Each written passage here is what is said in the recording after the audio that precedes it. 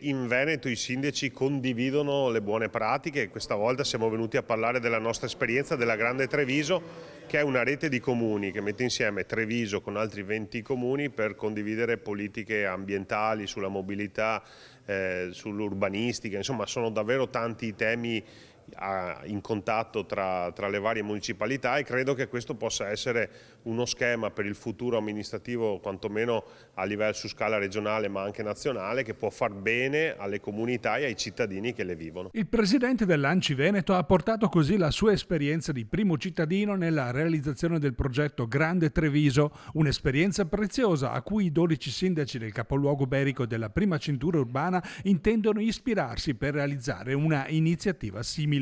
Un progetto per la Grande Vicenza potrebbe giustificare la richiesta di finanziamenti regionali, nazionali ed europei per ottimizzare le soluzioni dei problemi che accomunano le diverse realtà amministrative. Si parte con lo stilare l'elenco delle priorità. Noi pensiamo di partire dai temi da cui è partita anche Treviso, cioè la mobilità, in particolare la rete delle piste ciclabili, il sociale, le infrastrutture verdi, perché sono quelle poi che mettono insieme i comuni su cui è possibile fare squadra. A Vicenza si parla da una vita, da tantissimi anni, della Grande Vicenza.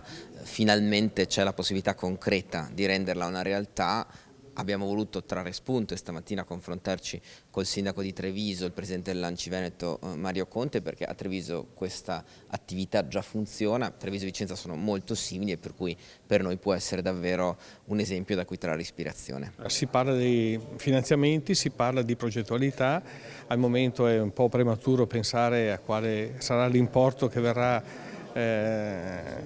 destinato, però insomma puntiamo molto sul fatto che può essere veramente una grande opportunità per i cittadini, per i comuni che magari soffrono particolarmente in questa fase storica. Siamo tutti determinati e soprattutto mi è piaciuto quello che ha detto il Presidente Conte, che fa parte di questo gruppo di Grande Vicenza.